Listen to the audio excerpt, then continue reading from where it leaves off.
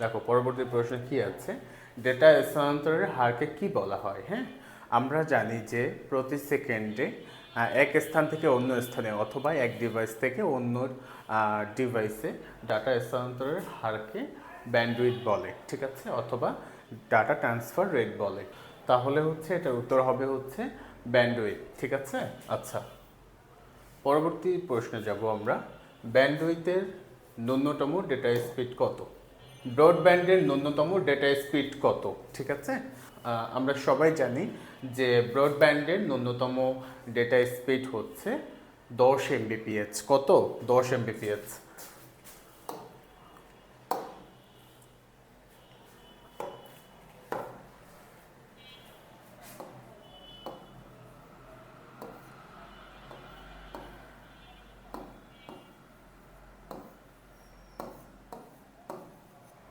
কত? তাহলে উত্তর হবে 10 এমবিপিএস। ব্রডব্যান্ডের ন্যূনতম ডেটা স্পিড হচ্ছে 10 এমবিপিএস, ঠিক আছে। আচ্ছা, আমরা হচ্ছে পরবর্তীটা দেখব। পরবর্তী প্রশ্ন দেখব। আচ্ছা, কোনটি পূর্ণ দ্বিমুখী বা ফুল ডুপ্লেক্স মোডের হচ্ছে উদাহরণ? কোনটি পূর্ণ দ্বিমুখী বা ফুল ডুপ্লেক্সের উদাহরণ? ফুল ডুপ্লেক্স সম্পর্কে আমরা আগেই জানি। ফুল ডুপ্লেক্স হচ্ছে যে একটা যেটা হচ্ছে এদিক থেকেও হচ্ছে ইনপুট দেওয়া যাবে, আবার ওদিক থেকেও ইনপুট দেওয়া যাবে। ফুল ডুপ্লেক্স মোডের উদাহরণ হতে হলে দ্বিমুখী হতে হবে। দ্বিমুখী বলতে এদিক থেকেও যেরকমের আউটপুট ইনপুট দেওয়া যাবে, ওদিক থেকেও ইনপুট আসবে, এরকম। হ্যাঁ, একই সাথে এদিক থেকেও ইনপুট দেওয়া যাবে, ওদিক থেকেও ইনপুট দেওয়া যাবে, এটা হচ্ছে ফুল ডুপ্লেক্স, মানে একই সাথে করা যাবে। তাহলে এটা হচ্ছে মোবাইল ফোন। দেখো কারণ কি, উত্তর হবে মোবাইল ফোন। মোবাইল ফোন কেন? মোবাইল ফোনে একই সাথে ওই পাশ থেকে কথা বলা যায়, এই পাশ থেকে কথা বলা যায়, সুতরাং দুই পাশ থেকে তথ্য আদান প্রদান করা যায় একই সময়, সেটা হচ্ছে ফুল ডুপ্লেক্স। তাহলে এটার উত্তর হবে 2। হ্যাঁ, খ মানে মোবাইল ফোন। আচ্ছা, পরবর্তী প্রশ্নটা আমরা দেখব। দেখো 19 নম্বর প্রশ্নটা, ইনফ্রারেড কোন ধরনের তরঙ্গে কাজ করে? এটি মূলত ইলেকট্রোম্যাগনেটিক এর একটি রূপ। হ্যাঁ, ইলেকট্রোম্যাগনেটিক বা হচ্ছে তড়িৎ চৌম্বকীয় একটা রূপ, যা মূলত তাপীয় বিকিরণ হিসেবে কাজ করে। যেটি মূলত কি করে? তাপীয় বিকিরণ হিসেবে কাজ করে। তাহলে এখানে উত্তর হবে আলোক তরঙ্গ, ঠিক আছে। আচ্ছা, তাহলে ইনফ্রারেড কি? ইনফ্রারেড বা অবলোহিত রশ্মি হচ্ছে ইলেকট্রোম্যাগনেটিকের একটি রূপ, যেটি মূলত যেটি মূলত কি করে? যেটি মূলত আলোক বিকিরণ হিসেবে কাজ করে। তাহলে এটার উত্তর হবে আলোক তরঙ্গ। আচ্ছা, 20 নম্বর প্রশ্ন দেখব। কোনটি গাইডেড বা তারযুক্ত মাধ্যমের উদাহরণ? আচ্ছা, আমরা জানি গাইডেড বা তারযুক্ত মাধ্যমে মূলত একটি তারের মাধ্যমে বা হচ্ছে একটি ক্যাবলের মাধ্যমে ডেটা হচ্ছে হস্তান্তর বা ডাটা পাঠানো হয়। তাহলে এখানে কোনটি উদাহরণ হবে? মাইক্রোওয়েভ হবে না, ব্লুটুথ হবে না, তাহলে নিশ্চয়ই এটা খ নাম্বার হবে, কোএক্সিয়াল ক্যাবেল হবে। কারণ এটা জানি যে তারের মাধ্যমে এই ডাটাটা হস্তান্তর বা ডাটাটা পাঠানো হয়, সুতরাং এটা উত্তর হবে খ নম্বর, ঠিক আছে। আচ্ছা, কোএক্সিয়াল ক্যাবেল। আচ্ছা, আমরা 21 নম্বর প্রশ্নটা দেখব। পরের প্রশ্নটা আমরা দেখব। দেখো, অপটিক্যাল ফাইবারের ভেতরের অংশকে কি বলে? আচ্ছা, আমরা সবাই জানি অপটিক্যাল ভেতরের অংশটি হচ্ছে একটা স্বচ্ছ কাচ, এটাকে মূলত কোর বলা হয়। তাহলে এখানে উত্তর হবে খ নম্বর, ঠিক আছে। আচ্ছা, ঠিক আছে, আমরা দেখব পরবর্তী প্রশ্নটা কি আছে। অপটিক্যাল ফাইবার আলোকের কোন নীতির উপর ভিত্তি করে কাজ করে? আচ্ছা, আমরা জানি অপটিক্যাল ফাইবার আলোকের TIR বা হচ্ছে টোটাল ইন্টারনাল রিফ্লেকশনের উপর ভিত্তি করে কাজ করে।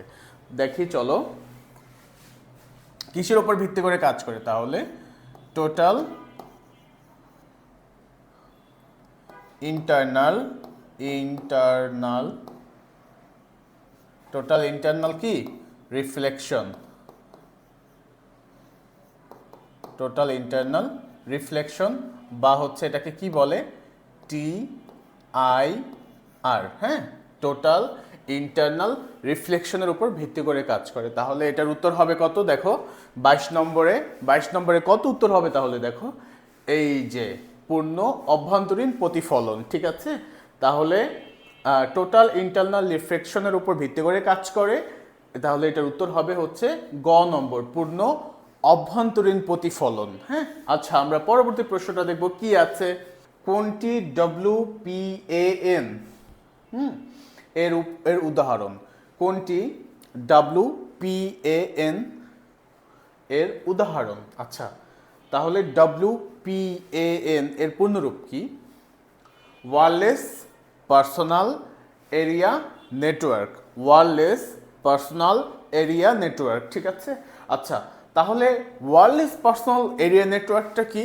ওয়্যারলেস পার্সোনাল এরিয়া নেটওয়ার্কটা হচ্ছে অল্প একটু জায়গার মধ্যে, হতে পারে 20 মিটার বা 10 মিটার জায়গার মধ্যে যে ডিভাইসগুলো যে কানেক্ট করা হয়। কিভাবে কানেক্ট করা হয়? কোনগুলো কানেক্ট করে? ওয়্যারলেস কানেক্ট করে। কিভাবে? কোন প্রক্রিয়া, কি কোন কোন কানেক্টর রয়েছে? যেরকমের তোমার হচ্ছে তুমি যে হেডফোন কানেক্ট করো, এটাও একটা ওয়্যারলেস কানেক্টর। তুমি যে ব্লুটুথ কানেক্ট করো, এটা একটা ওয়্যারলেস কানেক্টর, ঠিক আছে। তারপরে তুমি যে ল্যাপটপের সাথে মাউসের যে কানেক্ট করো, এটা কিন্তু একটি ওয়্যারলেস কানেক্টর। তার মানে হচ্ছে অল্প জায়গা, একটা অল্প জায়গার মধ্যে 20 মিটার হতে পারে, 10 মিটার হতে পারে জায়গার মধ্যে একটা হচ্ছে নেটওয়ার্ক তৈরি করে, ঠিক আছে। কোনটি তাহলে ওয়্যারলেস পার্সোনাল এরিয়া নেটওয়ার্কের উদাহরণ? ওয়াইম্যাক্স হবে না, নিশ্চয়ই তাহলে ব্লুটুথ হবে। 24 নম্বর প্রশ্নটা কি আছে চলো দেখি। ওয়াইফাই এর স্ট্যান্ডার্ড কোনটি? হ্যাঁ, ওয়াইফাই এর স্ট্যান্ডার্ড কোনটি? আমরা সবাই জানি ইনস্টিটিউট অফ ইলেকট্রনিক্স ইঞ্জিনিয়ারিং ওরা একটা স্ট্যান্ডার্ড দেয়। তাহলে দেখো এরকম হচ্ছে ওয়াইফাই, ব্লুটুথ, ওয়াইম্যাক্স, এই প্রত্যেকটা কিন্তু একটা স্ট্যান্ডার্ড আছে, ঠিক আছে। আচ্ছা, তাহলে আমরা দেখি, এই যে প্রথমে এটা দিয়ে শুরু করি।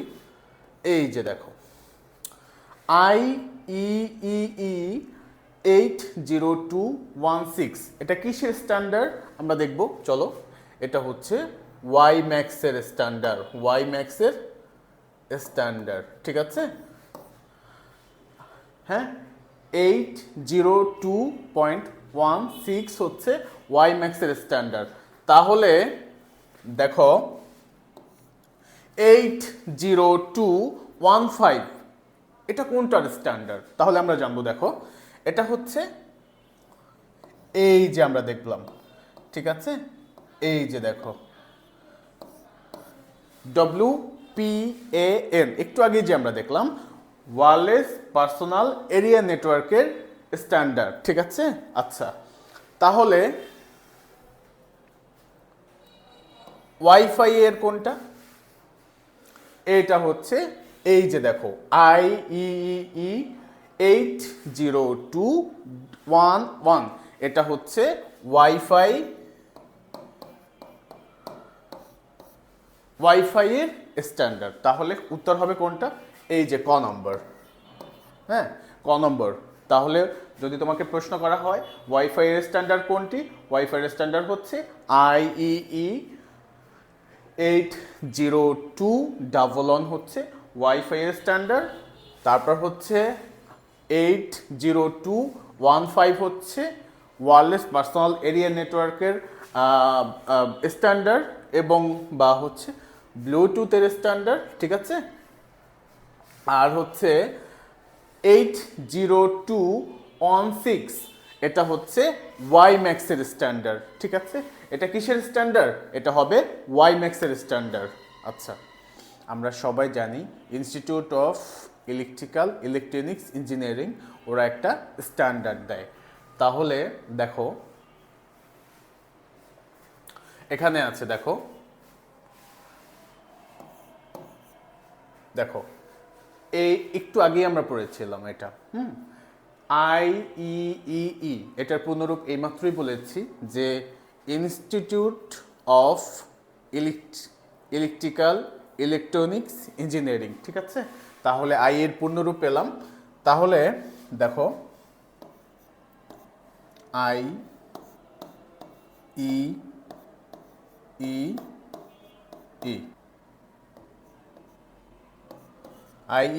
এর পূর্ণরূপ, ঠিক আছে। দেখো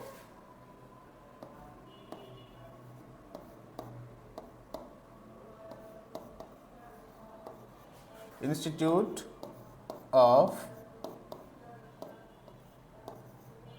ইলেকট্রিক্যাল,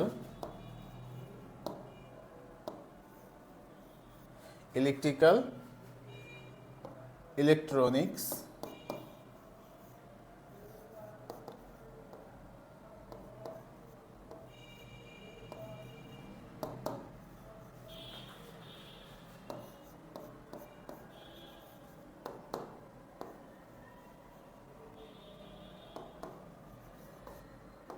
ঠিক আছে।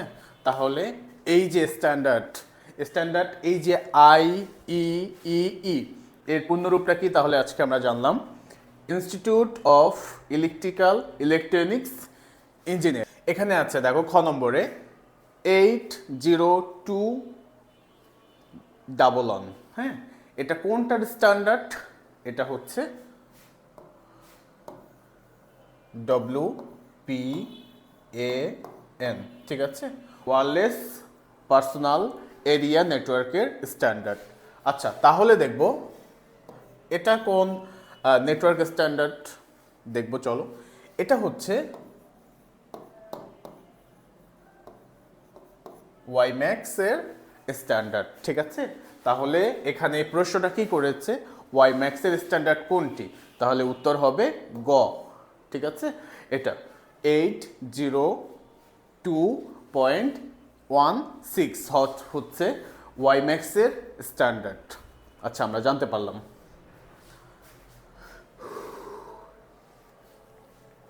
পরবর্তী প্রশ্নে যাব আমরা, চলো। দেখো প্রশ্নটা কি, সবচেয়ে দ্রুতগামী নেটওয়ার্ক টপোলজি কোনটি? আমরা সবাই জানি যে সবচেয়ে দ্রুতগামী নেটওয়ার্ক টপোলজি হচ্ছে মেশ টপোলজি, ঠিক আছে। তাহলে এখানে উত্তর হবে 26 নম্বরে গ, মেশ টপোলজি। আচ্ছা, আমরা পরবর্তী প্রশ্নটা চলো দেখি। দেখো 27 নম্বর প্রশ্ন কি আছে এখানে, একটি কেন্দ্রীয় ডিভাইসের সাথে অন্যান্য নোড যুক্ত হওয়ার টপোলজি কোনটি বা কি? এখানে আছে স্টার টপোলজি, রিং, আর হচ্ছে হাইব্রিড টপোলজি। আমরা সবাই জানি যে রিং টপোলজি কি করে,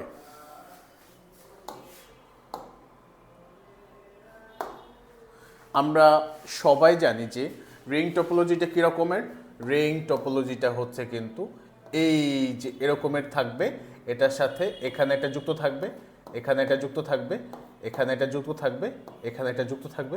এভাবে কিন্তু ডিভাইসগুলো রিং আকারে থাকবে, ডিভাইসগুলো দুই পাশ থেকেই যুক্ত থাকবে, ঠিক আছে। এখানে কোনো কেন্দ্রীয় হাব বা কেন্দ্রীয় সুইচ নেই, একটা ডিসকানেক্ট হয়ে গেলে অন্যগুলো ডিসকানেক্ট হওয়ার কোনো ভয় নেই। এটা হচ্ছে কিন্তু রিং টপোলজি। আর এখানে প্রশ্নটা করেছে হচ্ছে, দেখো অন্যান্য নোড যুক্ত একটি কেন্দ্রীয় ডিভাইসের সাথে, মানে এখানে প্রশ্নটা দেখো একটি কেন্দ্রীয় ডিভাইসের সাথে অন্যান্য সবগুলো নোড যুক্ত থাকে, এটা আসলে কোন টপোলজি? দেখো আমরা কিন্তু পড়েছিলাম স্টার টপোলজি। দেখো স্টার টপোলজিটা কি, আমরা যদি জানি সংজ্ঞাটা, একটি কেন্দ্রীয় হাব বা একটি সুইচের সাথে বা একটি ডিভাইসের সাথে অন্যান্য সব নোড বা ডিভাইসগুলো যুক্ত থাকে। এর ফলে কি হয়, ওই কেন্দ্রীয় নোড বা কেন্দ্রীয় ডিভাইসটি, কেন্দ্রীয় হাব, কেন্দ্রীয় সুইচটি যদি অফ করা হয় বা কেন্দ্রীয় ডিভাইসটি যদি বন্ধ করে দেওয়া হয়, তাহলে বাকি যে ডিভাইসগুলো থাকে ওই সুইচের সাথে বাকি যে ডিভাইসগুলো যুক্ত থাকে সেগুলো কিন্তু সবগুলো বিচ্ছিন্ন হয়ে যাবে। তাহলে একটি কেন্দ্রীয় ডিভাইসের সাথে অন্যান্য নোড যুক্ত হওয়ার যে টপোলজি, সেটা আমরা কি পড়েছিলাম, সেটা কিন্তু স্টার টপোলজি। সেটা কোনটা? Star topology. তাহলে এটার উত্তর হবে এই যে স্টার টপোলজি, হ্যাঁ। আচ্ছা, আমরা পরবর্তী প্রশ্ন দেখব। দেখো কোন ক্লাউড মডেলটি সাধারণ মানুষের ব্যবহারের জন্য উন্মুক্ত? ঠিক আছে, যে ক্লাউড মডেলটি সাধারণ মানুষের জন্য উন্মুক্ত, সেটা কি করতে পারে সাধারণ মানুষ যে ক্লাউড মডেলে সাধারণ মানুষ ইউজার অ্যাকাউন্ট খুলতে পারে, সেটা ব্যবহার করতে পারে এবং স্টোরেজ ইউজ করতে পারে। যেরকমের কি হতে পারে, মাইক্রোসফট হতে পারে, ঠিক আছে, অ্যামাজন হতে পারে, এগুলোই কিন্তু সাধারণ মানুষ অ্যাকাউন্ট খুলতে পারে, হ্যাঁ, ব্যবহার করতে পারে। খ নম্বর, কোন মডেলটি সাধারণ মানুষের ব্যবহারের জন্য উন্মুক্ত? পাবলিক ক্লাউড মডেলটি সাধারণ মানুষের জন্য উন্মুক্ত। এটা দিয়ে সাধারণ মানুষ কি করে, এটা দিয়ে সাধারণ মানুষ ইন্টারনেটের মাধ্যমে ইউজার অ্যাকাউন্ট খুলতে পারে এবং হচ্ছে সেটাই কাজ করতে পারে। প্রশ্নটা দেখব, পৃথিবী থেকে কৃত্রিম উপগ্রহে যোগাযোগের জন্য ব্যবহৃত তরঙ্গ কোনটি? পৃথিবী থেকে কৃত্রিম উপগ্রহে যোগাযোগের জন্য ব্যবহৃত তরঙ্গ কোনটি? আচ্ছা, এখানে আছে দেখো ইনফ্রারেড, মাইক্রোওয়েভ, ব্লুটুথ। আমরা সবাই জানি ব্লুটুথ হচ্ছে একটি অল্প সীমার মধ্যে, যেখানে হচ্ছে 10 মিটার 20 মিটার জায়গার মধ্যে আমরা ওয়্যারলেস কানেক্ট করে একে অপরের সাথে যুক্ত হতে পারি। কিন্তু এখানে হচ্ছে কিন্তু বলেছে তোমার উপগ্রহের সাথে। আমরা জানি যে কৃত্রিম উপগ্রহের সাথে আমরা যোগাযোগ স্থাপন করি কিসের মাধ্যমে? মাইক্রোওয়েভের মাধ্যমে।